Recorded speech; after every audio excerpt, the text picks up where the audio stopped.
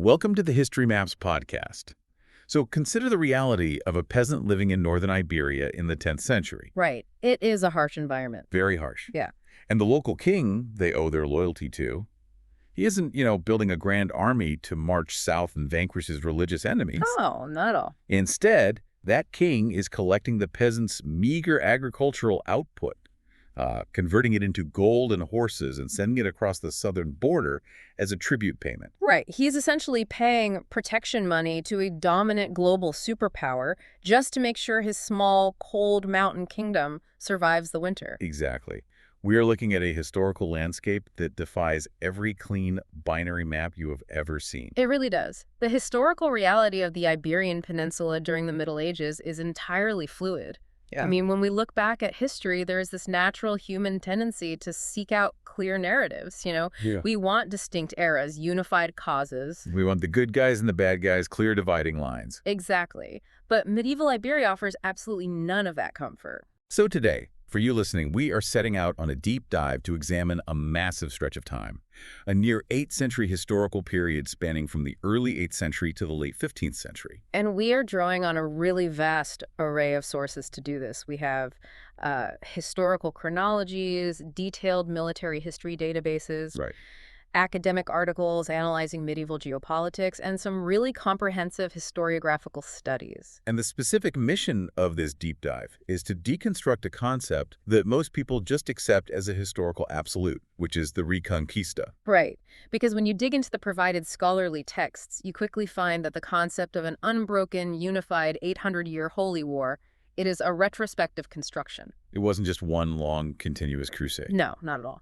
The sources reveal a highly complex tapestry. It is a world defined by feudal, opportunistic expansion, shifting political alliances, highly lucrative mercenary contracts, and, well, eventually, a substantial amount of ideological myth-making. So, to understand an 800-year campaign to reclaim a peninsula, we have to establish how that territory was lost in the first place. Right, you have to start at the collapse. And why it was lost with such staggering speed. The traditional narrative usually starts with a massive invasion force arriving in the year 711. Yes, that is the standard starting point. But kingdoms don't just evaporate upon first contact with an enemy, unless they are already fundamentally broken from within. Let us look at the state of Visigothic Hispania right before the collapse. It is a mess. The internal mechanics of the Visigothic state were inherently unstable. They operated under an elective monarchy. Okay, wait. Break down how that actually functioned on the ground. Well, in theory, having the powerful nobles of the realm select the most capable war leader to serve as king might sound practical. Sure, like a meritocracy. Right. But in the reality of early medieval Europe, it was a structural disaster. It created a system where every succession was essentially a contested election, heavily armed with swords. Which sounds less like a functional government and more like a permanent, institutionalized civil war. That is a very accurate assessment. I mean, between the years 507 and 711, the Visigothic kingdom saw 26 different kings take the throne. 26. That turnover rate is lethal. It was. Of those 26 kings, 5 were outright assassinated by rival factions. 2 more died under highly suspicious circumstances. Like poison. Yeah, poison or quiet murder. And 1 was formally overthrown in a massive armed rebellion. So, practically speaking, there is zero political continuity. Every time a monarch dies, the entire aristocratic class is thrown into a violent scramble for the crown. Exactly. And this structural flaw was compounded by a persistent tension. A sitting king would naturally try to secure the throne for his own son. Trying to build a dynasty. Right, attempting to establish a hereditary dynasty to bring some stability. But the moment he tried to bypass the elective system, the rival noble families would immediately rise up in rebellion. Because he's taking away their power to choose. Precisely. This dynamic reached a critical boiling point in the year 710. King Witiza died, and he had made arrangements for his son, Aquila II, to succeed him. Whew. However, a powerful noble and military commander named Roderick usurped the throne.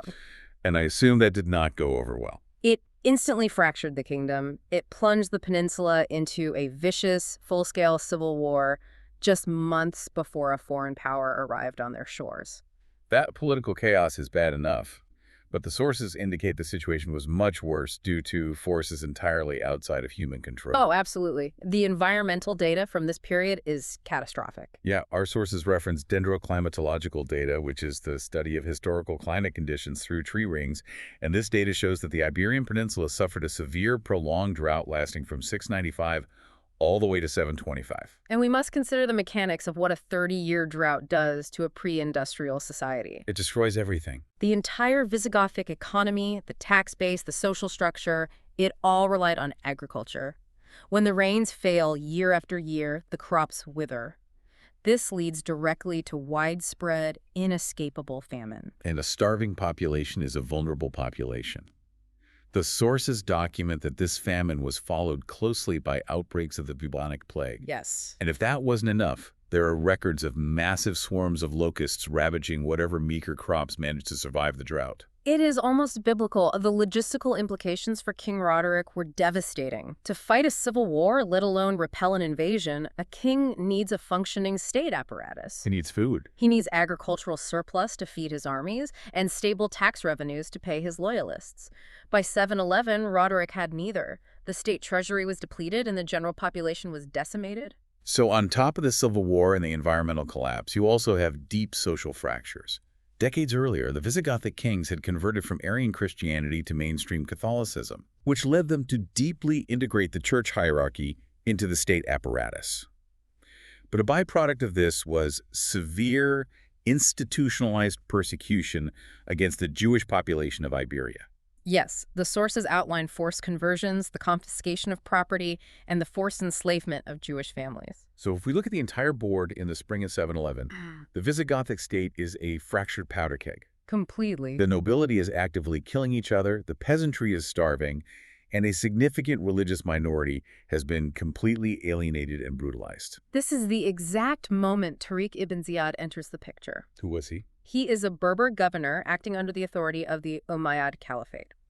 In April 711, he crosses the Strait of Gibraltar and lands on the southern coast.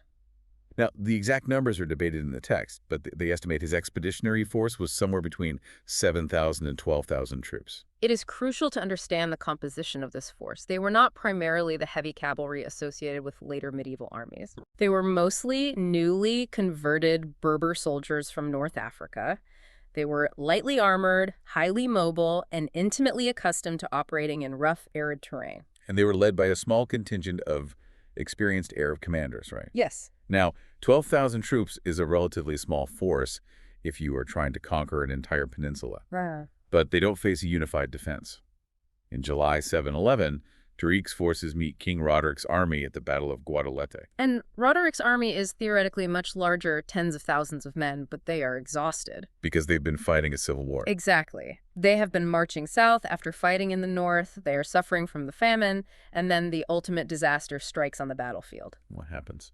During the battle, crucial elements of Roderick's own nobility, specifically factions that were loyal to the ousted heirs of King Witisa, blatantly betray him. Right in the middle of the fight. Yes, they either refuse to fight or actively turn against Roderick's core forces. The Visigothic army collapses in total disarray. And Roderick? Roderick himself is killed in the chaos. Some sources say he fell in direct combat, while others claim he drowned in a nearby river while attempting to flee. That moment is the death blow to the Visigothic state, because the entire government was essentially just a network of personal oaths sworn to the person of the king. Right, so the death of the king meant the state ceased to exist. There was no bureaucracy left to organize a secondary defense. So Tariq just pushes north. He reaches the capital city of Toledo by late summer, only to find that the aristocracy has largely abandoned the city and fled north. The momentum is immediate. The following year, in 712, Tariq's superior, Musa ibn Nusair, arrives with a massive reinforcement of 18,000 heavily armed Arab troops. And together they begin a systematic sweep of the peninsula. They capture major urban centers like Seville, Merida, and Zaragoza. And by the year 718, just 7 years after the initial landing, almost the entire Iberian Peninsula, all the way up to the Pyrenees Mountains, is under Muslim control. The speed of it is truly remarkable. I want to offer an analogy here to frame how we should interpret this rapid collapse for you listening. Traditional histories often portray this era as a clash of military titans, where a mighty Christian kingdom falls in a glorious battle against a sweeping Islamic empire. Which isn't quite true. Right. Based on the extensive agricultural and political data in our sources, it is more like looking at a massive, ancient oak tree standing in a field. Okay. A strong windstorm rolls through, the tree snaps and crashes to the ground, and the wind gets all the credit in the historical record. But if you actually inspect the trunk, you realize the tree was already completely hollowed out by disease, termites, and rot. I see where you're going with this. The civil wars, the historic drought, the plague, those were the rot. The invasion force of 711 was simply the wind that pushed over an already dead tree. That is a highly precise way to interpret the mechanics of the conquest. The Visigothic structure collapsed inward due to its own hollow core just as much as it was dismantled from the outside. And it wasn't just all fighting, right? No, furthermore, the Muslim conquerors did not have to fight for every single inch of land. They expertly exploited the political paralysis. Meaning they made deals. Exactly. Many local Visigothic nobles, seeing the writing on the wall and having no central king to protect them, opted to sign treaties. They agreed to pay tribute and recognize Umayyad authority in exchange for keeping their local lands, their wealth, and their immediate political power. So this rapid consolidation establishes a new political entity on the peninsula, which the conquerors call Al-Andalus. Yes. And the administration focuses heavily on the rich, fertile agricultural lands of the south and the eastern Mediterranean coast. But they don't conquer absolutely everything. Right. There is an exception. The narrative now shifts dramatically to the extreme north of the peninsula, to a place where geography provided a defensive sanctuary that political institutions could not. We turn our attention to the Cantabrian Mountains, specifically a rugged, inhospitable range known as the Picos de Europa. Just really brutal terrain. Very brutal. In the immediate aftermath of the Visigothic collapse, a disparate group of survivors retreated into these mountains. This included former Visigothic nobles, local Hispano-Roman populations, and indigenous Astur mountain tribes who had historically resisted centralized rule anyway. And among these refugees is a Visigothic nobleman named Pelagius, often referred to as Pelayo in the Spanish texts. Yes. Around the year 718, the sources indicate that this mixed group of mountain dwellers and refugees elect Pelagius as their leader, their princeps. He establishes a small rebel stronghold at a place called Cangas de Onís. Right, and he explicitly refuses to pay tribute to the local regional Muslim governor, a man named Munusa. Which sets up a confrontation. This act of defiance sets the stage for the Battle of Covadonga, an event traditionally dated somewhere between 718 and 722. What happens? The local Muslim governor dispatches a military detachment into the mountains to crush this nascent rebellion. The terrain of the Picos de Europa is vital to understand here.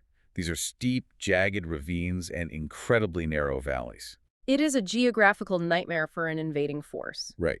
When the Muslim detachment enters the valley of Covadonga, Pelagius and his men use the geography to their absolute advantage. They avoid open combat. They launch an ambush instead. Exactly. A devastating ambush from the high ground, raining projectiles down into the narrow pass.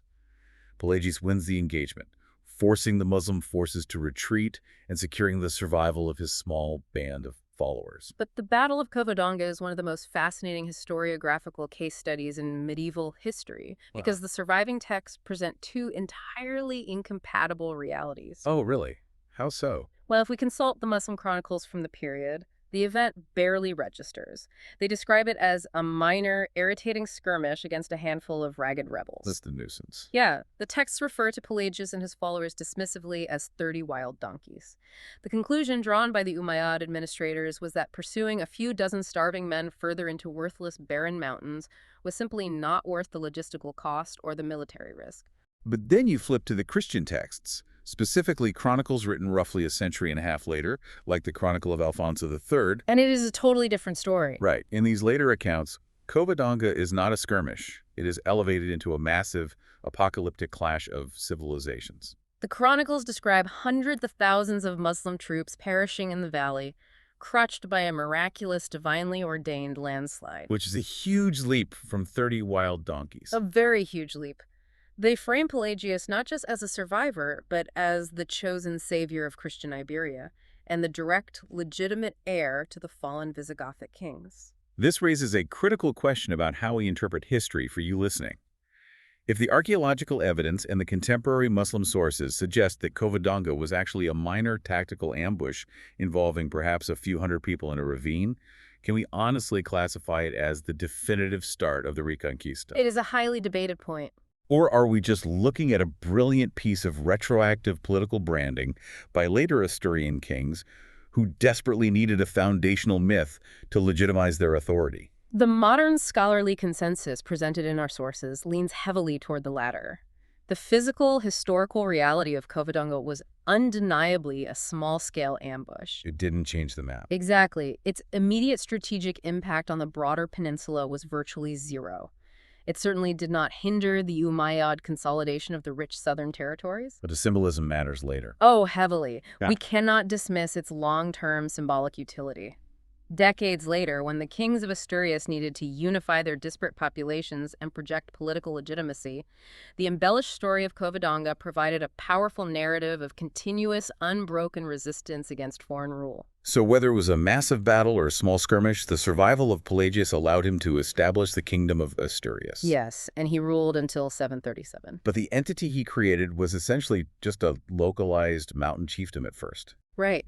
It is under his son-in-law, Alfonso I, who ruled from 739 to 757, that we see this mountain refuge begin to function as a strategic, expanding state. Alfonso I is a highly pragmatic and ruthless leader. He observes a massive vulnerability opening up within the Islamic territories to the south. A very significant opening. Between 740 and 743, Al-Andalus is torn apart by the Berber revolt. Wait, why did the Berbers revolt so soon after conquering the peninsula? They just won. It came down to a deep sense of inequality and broken promises. The Berber troops had formed the vanguard of the invasion, right? They did the vast majority of the heavy fighting in 711 and 712. But they didn't get the rewards. No, when the conquered lands were distributed, the Arab elite claimed the rich, fertile river valleys of the south for themselves and relegated the Berber garrisons to the harsh, arid central plateaus and the northern frontier. Oh, I see. So the Berbers felt marginalized and economically cheated, leading to a massive violent uprising that threw the Umayyad administration into total chaos. And Alfonso I sees this civil war raging to his south and seizes the opportunity. He absolutely does. He marches out of the Cantabrian Mountains and launches a series of highly aggressive raids into the Duero Valley, attacking settlements all the way down to Lisbon, Coimbra, and Salamanca. But he faces a critical logistical problem. Right, he has the military force to raid these towns, but he absolutely does not have the demographic manpower to garrison them and hold the territory permanently. So he implements a military strategy that sounds profoundly harsh to modern sensibilities. The sources call it the creation of the desertum, which translates to the strategic depopulation of the Duero Valley. So explain the mechanics of how a medieval king intentionally creates a wasteland. Well, Alfonso realized that if he could not hold the territory, he had to ensure the Muslims could not utilize it either. Scorched earth. Exactly. He systematically destroyed the fortifications, burned the agricultural infrastructure, and dismantled the local economies in a vast swath of territory, creating a scorched earth buffer zone roughly 100 kilometers wide. Just a massive gap of nothing. And most importantly, this was a demographic project. He forcibly relocated an estimated 30,000 to 40,000 Christians living in these southern towns, marching them north to resettle in the defensible valleys of the Asturian mountains. It is a brutal piece of demographic engineering. Very brutal. But he achieves two strategic goals simultaneously. First, he deprives the Umayyad armies of any local food supplies, tax revenue, or civilian labor in the frontier zone. Right, meaning any Muslim army trying to march north to attack Asturias would have to carry all their own supplies across 100 kilometers of hostile wasteland. Which is an absolute logistical nightmare in the 8th century. Almost impossible. And second, he packs his own mountain kingdom with tens of thousands of loyal laborers and potential soldiers, giving him the agricultural base needed to sustain a real state.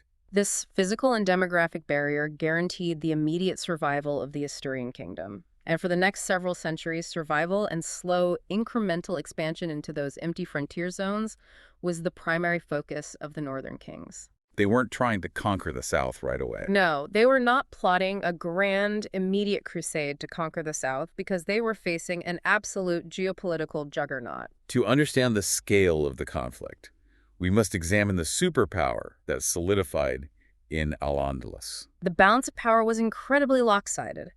In the year 750, a monumental shift occurs in the Middle East. The Abbasid revolution overthrows the Umayyad Caliphate in Damascus. Right, and they systematically execute nearly the entire Umayyad royal family. But one prince escapes. Yes, a man named Abd al-Rahman I.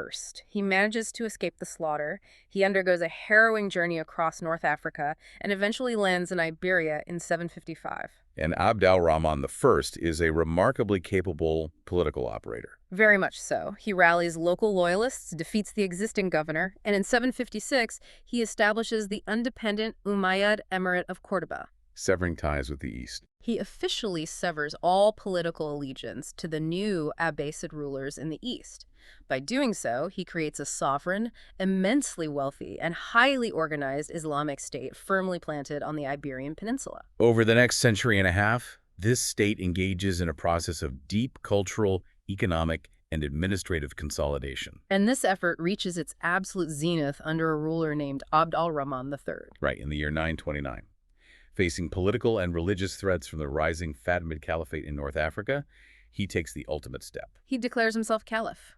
So he is no longer just a regional emir. He is claiming absolute spiritual and temporal authority over the Islamic world. Exactly. This marks the beginning of the Caliphate of Córdoba, and it is difficult to fully convey the sheer scale and sophistication of Córdoba during the 10th century, especially when contrasted with the rest of Western Europe. Draw that contrast. Well, while the Christian kings in the north were ruling from relatively austere, cold stone fortresses in the mountains, Córdoba had blossomed into the largest, wealthiest, and most technologically advanced city in Europe. The demographic data in the sources is staggering. Population estimates for Córdoba during this period range from 100,000 to as many as 500,000 inhabitants. The urban infrastructure was unparalleled.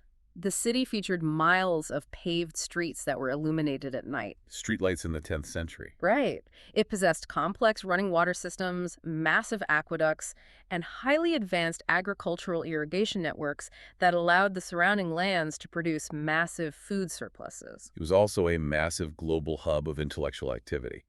The Caliphal libraries housed hundreds of thousands of volumes, translating and preserving texts on mathematics, philosophy, medicine, botany, and astronomy. And to put that in perspective, during this exact same era, a major wealthy Christian monastery in northern Spain or France might boast a library containing a few dozen hand-copied religious texts. A few dozen versus hundreds of thousands. The disparity in sheer accumulated knowledge was vast. Abd al-Rahman III also constructed Madinat al-Zahra. Yes, a sprawling palatial administrative complex located just outside the city. It was built with imported marble, intricate water features, and vast reception halls designed specifically to overwhelm visiting diplomats with the absolute unassailable opulence of the Umayyad state. But all of this cultural brilliance and economic wealth was protected by a very sharp sword. Very sharp. The Caliphate did not rely on the clumsy, seasonal feudal levies that defined warfare in Northern Europe, right? No, they funded and maintained a massive, highly professional standing army. The military logistics of the Caliphate were formidable. Who were they fielding? Their forces included elite, lightly armored Arab cavalry for rapid strikes, heavy infantry units composed of battle-hardened Berber mercenaries imported from North Africa, and a highly specialized, fiercely loyal corps known as the Saqaliba. The concept of the Saqaliba is a fascinating mechanism of state power. These were Slavic slave soldiers, purchased from entirely different regions of Europe, largely through trade networks extending into the east. Right. They were brought to Córdoba at a young age, converted, and subjected to intense military training. And because they had no local family ties or tribal affiliations in Iberia, their loyalty was entirely, exclusively directed toward the person of the caliph. Exactly. They served as elite bodyguards, shock troops, and many even rose to become high-ranking military commanders and state administrators. So this diverse professional military machine allowed the caliphate to project power relentlessly across the peninsula. And this brings us to a profound contradiction in the popular narrative of the Reconquista. Yes, because the standard story implies a constant, inexorable Christian advance from north to south. But if you look at the actual operational records of the 8th, 9th, and 10th centuries, the reality was the exact opposite. The Christian kingdoms were constantly on the defensive.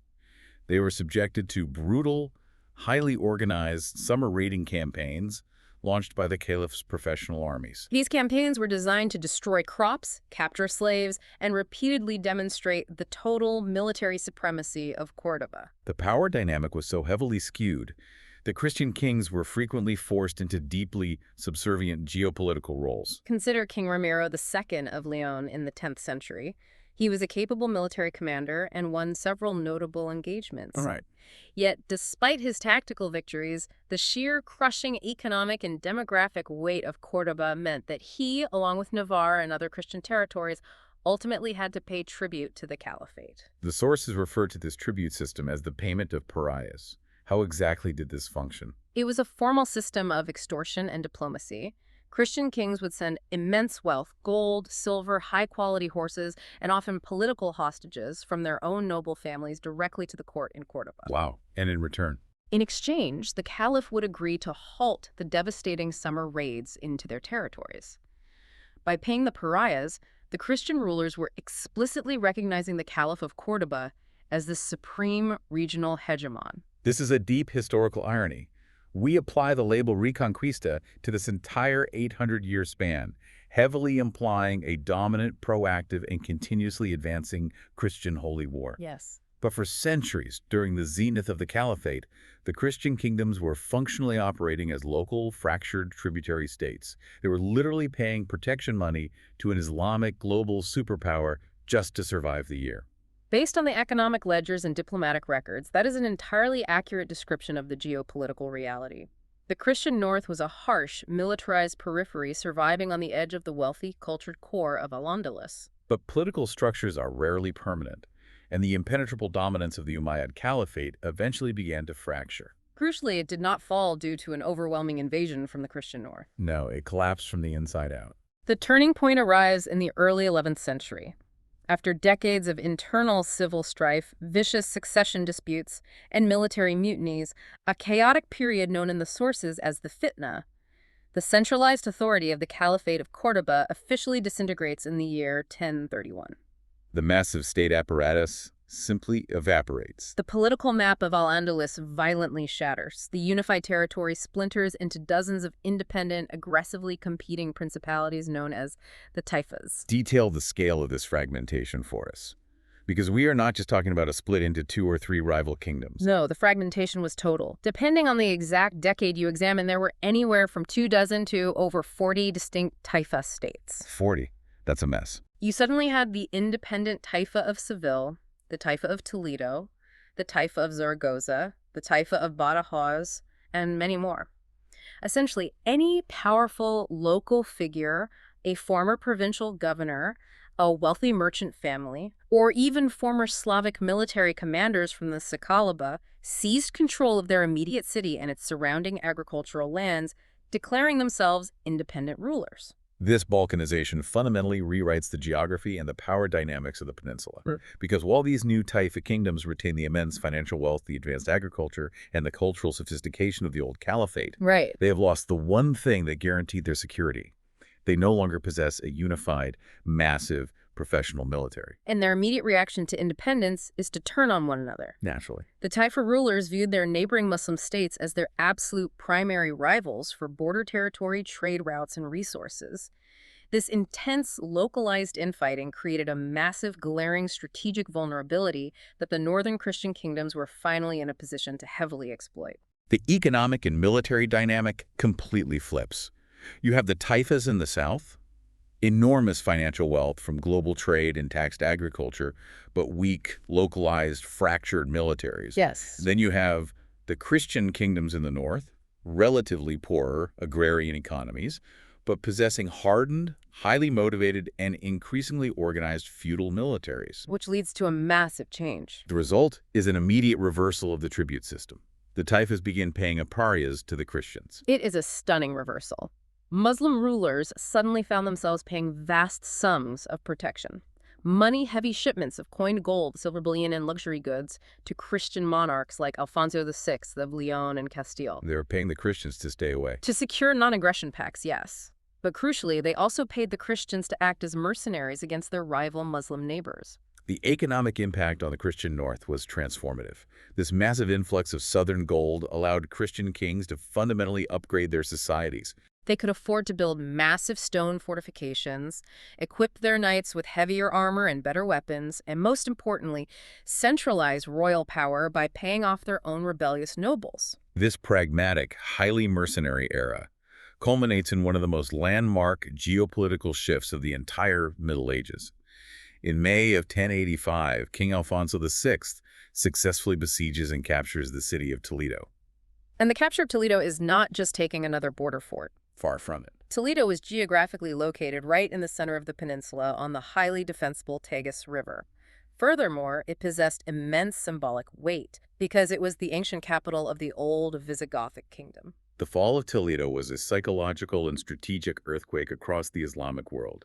It proved definitively that the fractured Tayu system was entirely incapable of halting a centralized Christian advance. And Alfonso VI did not simply raid Toledo for plunder and leave, he permanently annexed it. Right. He absorbed its massive population of Muslim and Jewish citizens into his kingdom, and he audaciously styled himself the emperor of the two religions, signaling a new era of direct imperial expansion. The sources from this 11th century Taifa period reveal an environment that is incredibly fluid, where pragmatic survival always trumped religious ideology. Absolutely. And there is no better way to illustrate this than by examining the most famous figure of the entire era, Rodrigo Diaz de Vivar, universally known as El Cid. El Cid is a fascinating figure because there is such a massive gulf between the historical man and the cultural myth. Right.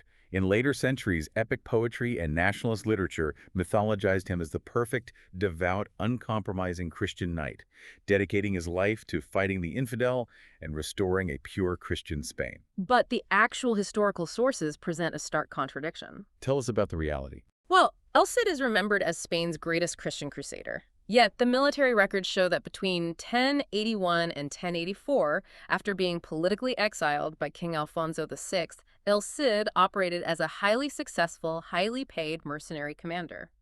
And who was paying him? He was fighting entirely on the payroll of the Muslim emir of Zaragoza. So the Great Crusader is a mercenary for a Muslim ruler. The details of his mercenary career are profoundly revealing. While commanding the Muslim armies of Zaragoza, El Cid's primary opponents were not other Muslims. Right. He was leading Islamic troops to violently crush the forces of rival Christian rulers, specifically defeating the armies of Aragon and the Count of Barcelona. If the greatest hero of the Reconquista spent the prime years of his military career successfully commanding Muslim troops to kill Christian soldiers in exchange for gold, we cannot honestly categorize the 11th century as a pure, ideologically unified holy war. Not at all. It was brutal, pragmatic, frontier politics where loyalties were defined by feudal contracts and financial gain, not by a strict religious binary. That is the defining characteristic of the 11th century dynamic. Christian knights routinely fought for Muslim emirs, and Muslim contingents fought alongside Christian kings. Just all mixed. It was a deeply complex web of shifting alliances where religion was just one variable among many, and very often it was not the deciding factor.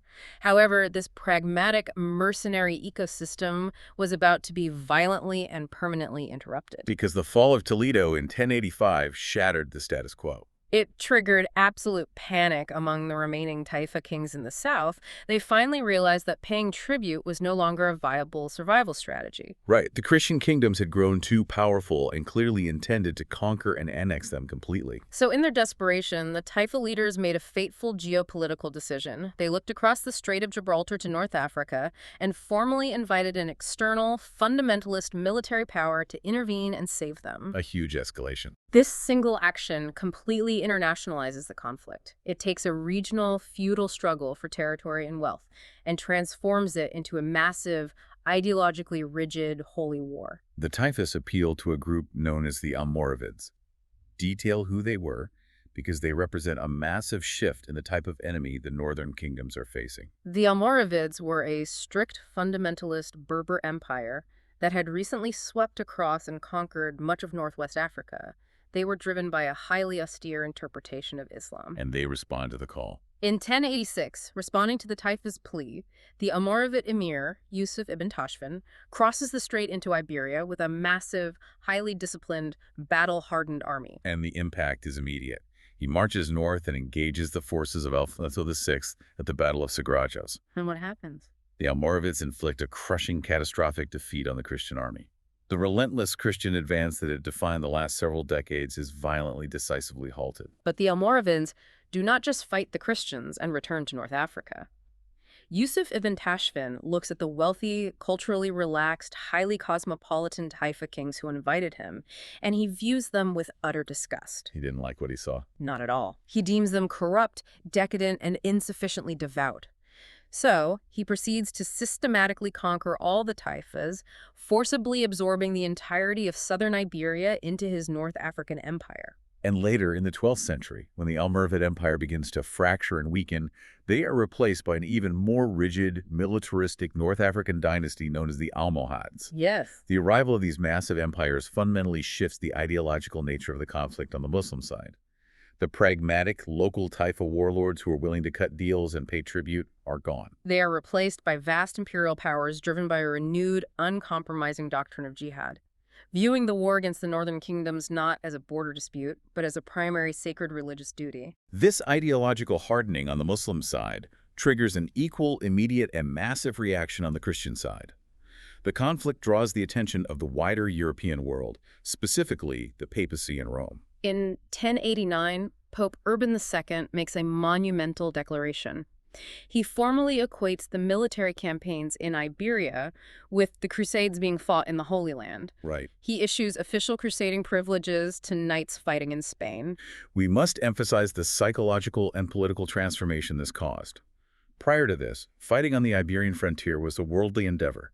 It was about acquiring land, securing tribute, and expanding local feudal power. But with papal intervention, fighting the Muslims in Iberia was formally recognized by the Church as a direct path to spiritual salvation. The exact same remissions of sins that were offered to crusaders marching to capture Jerusalem were now legally extended to soldiers fighting the Almoravids and Almohads in Spain. This ideological shift leads directly to the creation of the Iberian military orders. You see the founding of organizations like the Order of Calatrava in 1158 and the Order of Santiago in 1170. How did these orders change the war? The military orders fundamentally changed the logistical capabilities of the Christian kingdoms. Before their creation, kings relied on feudal levies. Knights and peasants who owed, 40 days of military service a year? Exactly, and then they had to return home for the harvest. The military orders, however, were composed of warrior monks. They were permanently garrisoned on the dangerous frontier. Professional soldiers? Yes. They possessed specialized, relentless military training, and they accumulated immense wealth through donations and conquered lands. They essentially functioned as a highly disciplined, permanent standing army that could project power and hold territory year-round. It is a massive escalation.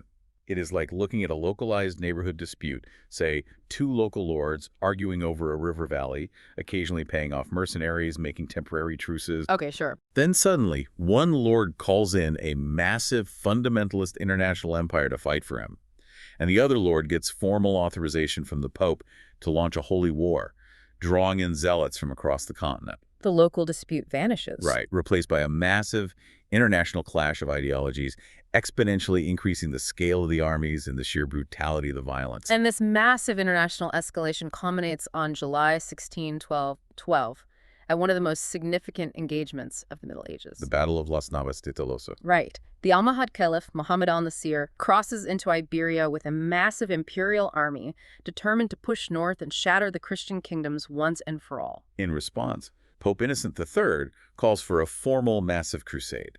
An unprecedented Christian coalition is assembled. Who joins it? You have King Alfonso VIII of Castile, King Pedro II of Aragon, and King Sancho VII of Navarre. Rivals coming together. Yes, these were monarchs who had spent decades bitterly fighting each other over borders, but they put aside their intense rivalries to face the existential threat of the Almohad army.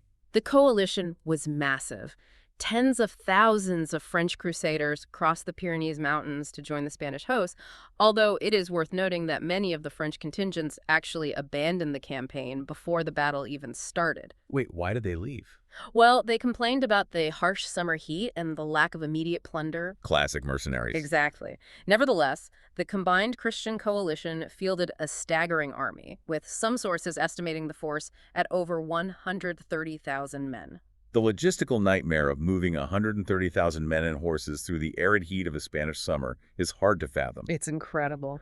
But they managed to march south, navigate the treacherous, narrow mountain passes of the Sierra Morena, and completely surprise the Almohad forces waiting on the plains below. And the Battle of Las Navas de Tolosa was a chaotic, horrific bloodbath, but it ended in a decisive, overwhelming victory for the Christian coalition. Total rout. Yes, the massive Almohad army was tactically outmaneuvered and completely shattered.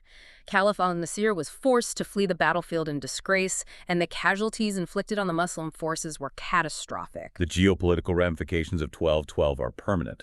Las Navas de Tolosa broke the spine of Almohad power in Iberia. It proved definitively that even a united, massively funded North African empire could not dislodge the combined weight of the Christian coalition. The narrative of the era had fully transitioned from local feudal border raids to a massive, ideologically driven crusade that had just achieved its most spectacular victory. We have spent considerable time examining the grand political maneuvers, the shifting empires, the declarations of popes and caliphs, and the movements of massive armies. Right. But to truly comprehend the reality of the Reconquista, we must zoom in closely. We need to examine how this war was actually fought on the ground. The tactics, and more importantly, how these expanding Christian kingdoms managed the vast, hostile new territories they were rapidly swallowing up. Let us look at the evolution of military tactics over these centuries. In the early days, back in the 8th and 9th centuries in the rugged Cantabrian mountains, warfare was essentially irregular guerrilla combat. Right, late skirmishing. It relied on light infantry and light cavalry utilizing the craggy terrain to launch quick raids and ambush larger, slower Muslim columns. But as the frontier steadily moved south out of the mountains and into the vast, flat, arid plains of the Central Plateau, and as the Christian economies grew wealthier from the influx of pariahs, The tactical doctrine shifted completely. yes, we see the absolute dominance of heavy cavalry. Break down the mechanics of a heavy cavalry charge for us. This is not just a guy on a horse with a sword, is it? Oh, no. It was a highly specialized, devastating tactical maneuver. Feudal knights were equipped with heavy chainmail hauberks and rode large, specially bred war horses. They would charge in a tight formation with heavy wooden lances couched firmly under their arms, essentially locking the weapon to the momentum of the horse. So the whole weight of the horse is behind the point of the lance. Exactly. The goal was to deliver a concentrated, massive shock impact capable of physically shattering and trampling enemy infantry lines in a matter of seconds. But you cannot use a heavy cavalry charge to take a stone wall. No, you cannot. And as the Christians pushed further south, they confronted the heavily fortified, massive urban centers of the Taifas and the Almohads.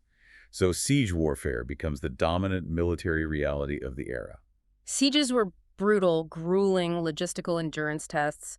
Capturing a major city involved surrounding it completely to cut off all food and water supplies, constructing massive encampments, and utilizing early artillery.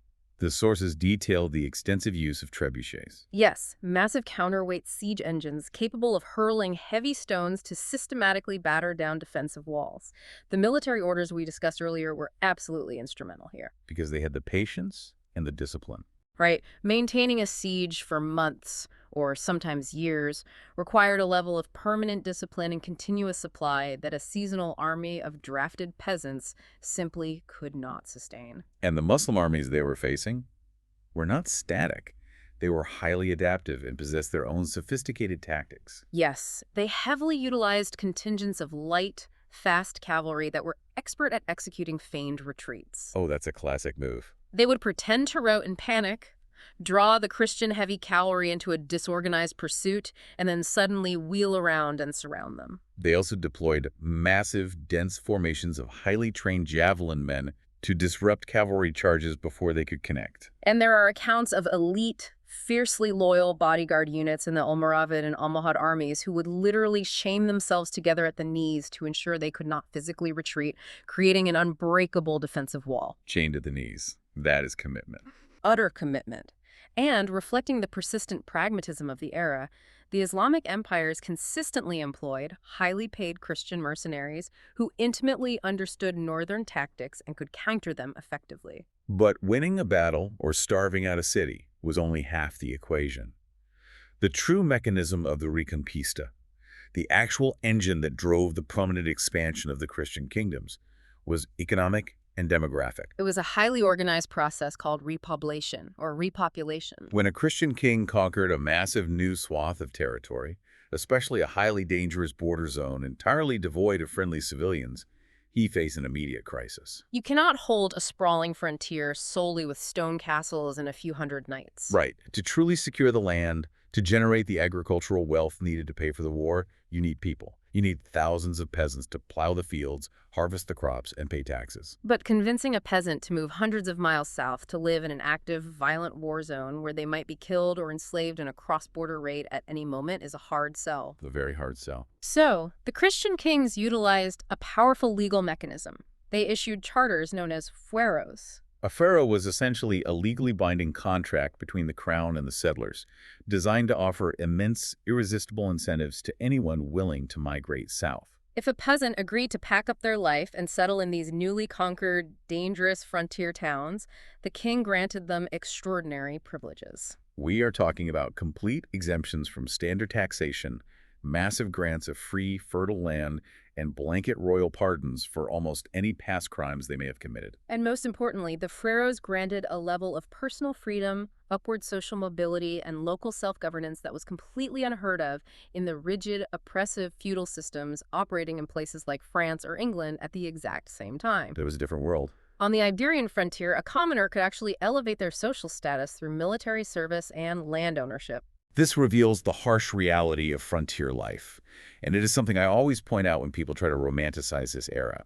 It was not a grand tapestry of brave knights in shining armor participating in glorious, honorable jousts. No, not at all. It was a brutal economy built entirely on cross-border raids, the systemic plunder of cattle and resources, and the capturing of slaves. Kings were issuing these fueros to poor, desperate peasants, essentially paying them with free land to act as a human shield in an active war zone. Oh, that is exactly what it was. If a Muslim raiding party came surging north, it was not the king in his distant palace who absorbed the blow. It was the newly settled peasants in the frontier towns who faced the violence first. It was an incredibly harsh, unforgiving existence, but from a strategic standpoint, it was highly effective. The prospect of land ownership and personal freedom drew tens of thousands of settlers southward over the century. It created a unique kind of society. This dynamic created a deeply militarized society. On the frontier, even the common farmers were heavily armed, owned horses if they could afford them, and were organized into highly effective local militias, mandated to defend their towns at a moment's notice.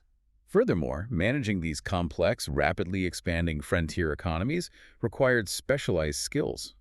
Both Christian kings and Muslim emirs relied heavily on Jewish networks. Jewish administrators, multilingual translators, diplomats, and financiers were absolutely vital. They acted as the economic and administrative glue holding society together in a landscape defined by constantly shifting borders and changing rulers. So with the Almohad Empire utterly shattered after the victory at Las Navas de Colosa in 1212, and this massive demographic machine of repopulation churning out continuous waves of settlers and militias, the Christian forces rapidly consumed the southern half of the peninsula.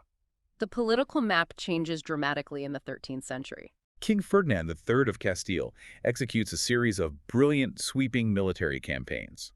In 1236, he successfully besieges and captures Córdoba, the ancient wealthy capital of the old caliphate. A huge symbolic victory. And then, in 1248, after executing a grueling, complex siege that utilized naval blockades on the river, he takes the massive economic and cultural hub of Seville. Simultaneously, to the east, King James I of Aragon conquers the Balearic Islands and the wealthy Taifa of Valencia. The Muslim presence on the Iberian Peninsula, which had once covered nearly the entire landmass, is violently reduced to a single, isolated enclave in the deep south. The Emirate of Granada, ruled by the Nasrid dynasty. Now, here is a massive historical puzzle for you to consider. If the mighty city of Seville fell in 1248 and the Christian kingdoms possessed total, overwhelming military momentum, why did the comparatively small Emirate of Granada manage to survive for nearly another 250 years? The survival of Granada is a testament to the complex geopolitical realities of the late medieval period.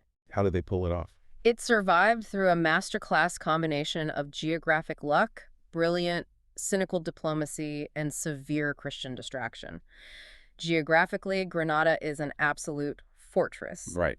It is protected by the towering Sierra Nevada mountain range, making a massive full-scale invasion incredibly difficult and logistically perilous. But geography alone cannot hold off an empire for 2.5 centuries. The diplomacy was the key, right? Precisely.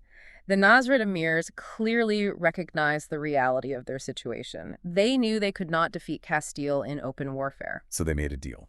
So they swallowed their pride and officially became vassals to the Castilian kings. They agreed to pay massive annual tributes in gold, effectively buying their continued existence. They provided the Castilian crown with so much steady, reliable wealth that for many Christian kings, it was simply much more profitable to tax Granada year after year than to spend the astronomical amounts of blood, treasure, and political capital required to mount a siege against a mountain fortress. In addition to the tribute, the Christian momentum completely stalls out in the 14th century due to internal catastrophes. What happens? Well, the kingdoms of Castile and Aragon are ravaged by a series of brutal internal dynastic civil wars and succession crises, and then the absolute devastation of the Black Death arrives. The plague. Right, wiping out massive portions of the population across the peninsula. For over a century, the Christian kingdoms simply lacked the internal stability, the economic surplus, and the demographic manpower required to prosecute a final, massive war of annihilation against Granada. But the stagnation eventually comes to an end.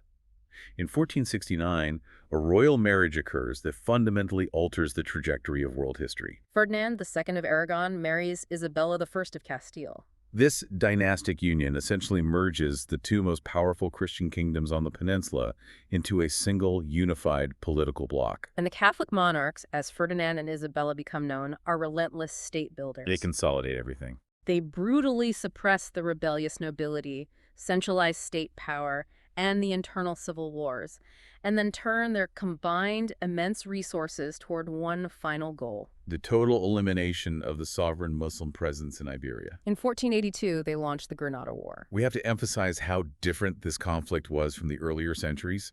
This was not a medieval border raid. This was a modern war of state. Yes. The Catholic monarchs mobilized incredible, unprecedented resources. Over the course of a decade, they consistently fielded massive armies ranging from 50,000 to 100,000 troops. Tactically, this war was defined by the introduction of heavy gunpowder artillery. The Nasrid castles in the mountains, which had been completely impregnable to traditional siege engines like trebuchets for centuries, were systematically smashed into rubble by concentrated cannon fire. But it was the logistical mastery of Isabella and Ferdinand that truly won the war, wasn't it? Absolutely. They established massive, continuous supply lines stretching across the peninsula. They built entire staging cities from scratch just to house and supply their besieging armies. That is just incredible scale. And they engaged in a grueling, meticulous 10-year strategy of blockade, systematically capturing the coastal ports to isolate Granada entirely. This prevented any military aid or food shipments from arriving from sympathetic powers in North Africa. Finally, facing total starvation, surrounded by a massive army, and realizing that further resistance would only result in the annihilation of the civilian population, Emir Muhammad XII negotiated the surrender of the city. On January 2nd, 1492, the Catholic monarchs formally enter Granada. With that single event, the military campaigns of the Reconquista are officially over. The war was over. The massive armies stood down. But the idea of the Reconquista and the profound traumatic consequences it unleashed upon the diverse populations of Spain was just beginning. The year 1492 is a hinge point of massive historical consequence.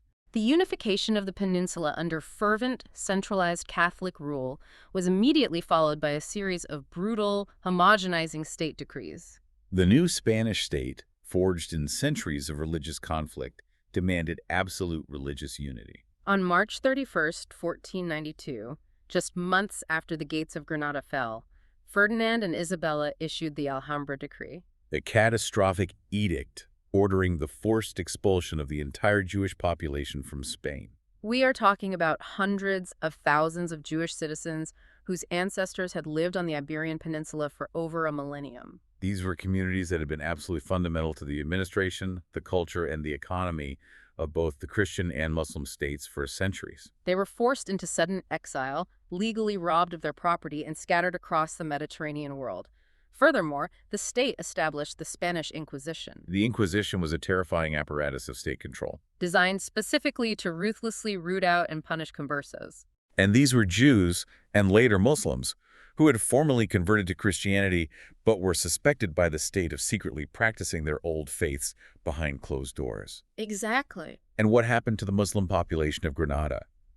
Because the initial terms of surrender negotiated by the emir actually promised religious freedom for the Muslim inhabitants, didn't they? Yes, those treaties were rapidly violated by the state. Within a few years, the Muslim population faced forced conversions to Christianity. The Moriscos. Right. The descendants of these forced converts became known as the Moriscos. They faced intense, institutionalized persecution, continuous suspicion, and the systemic erasure of their language and culture. And it didn't end there. This tragic trajectory culminated entirely between the years 1609 and 1614, when the Spanish state ordered the mass expulsion of the Moriscos, forcibly removing hundreds of thousands more people from their ancestral homeland. As we discuss the aftermath of this era, we absolutely must discuss the historiographical myth-making that surrounds the very word Reconquista.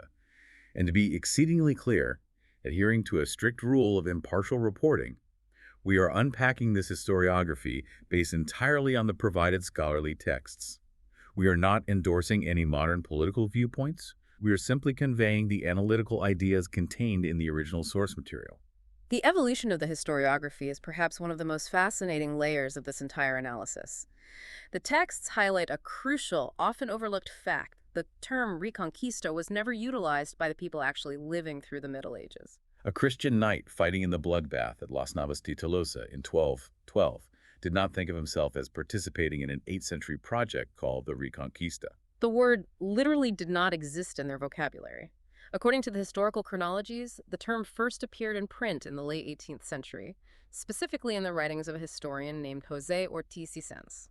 It was during the 19th century that nationalist historians truly seized upon and weaponized the concept. During a turbulent era when Spain was struggling to forge a unified, cohesive national identity amidst the loss of its massive global empire and the chaos of internal liberal movements, historians retroactively applied the term Reconquista. They needed a unifying story. Exactly. So they framed the entire messy 800-year period as a single, glorious, uninterrupted crusade by the Spanish nation to throw off a foreign invader and restore the ancient Visigothic Catholic state. And the sources show how this highly sanitized narrative was later utilized for explicit political purposes in the 20th century. Francisco Franco heavily employed the rhetoric of the Reconquista to legitimize his military coup against the Spanish Republic in 1936. He actively styled himself in propaganda as a modern crusader. Yes, the leader of a new Reconquista, explicitly framing his political enemies, Republicans, atheists, communists, as the new internal invaders that had to be violently purged to save the soul of Catholic Spain. Today, the historical memory of the Reconquista remains a highly contested space. Revisionist historians, such as Margarita Rios Saloma, offer heavy critiques of the term. They argue that imposing this single, unified label creates a teleological myth. Meaning it assumes that the final result, a unified Catholic Spain in 1492, was the inevitable conscious goal from the very beginning in 711. Right. These historians emphasize that the medieval combatants fought for immediate dynastic survival, economic plunder, and localized territorial control, not for a centuries-long master plan.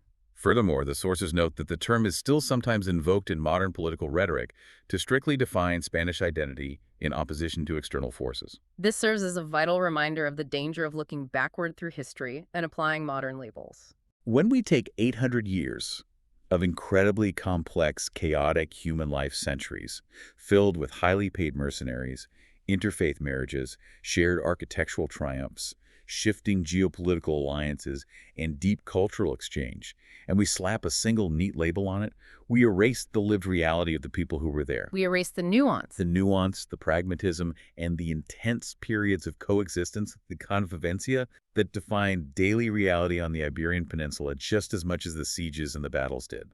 Historical progression is rarely a straight line. The events on the peninsula were not a single campaign. They were a vast, complex ecosystem of war, trade, demographic engineering, and cultural synthesis that slowly, over dozens of generations, entirely reshaped a continent. And that brings us to a final, lingering thought for you to mull over as we conclude this exploration.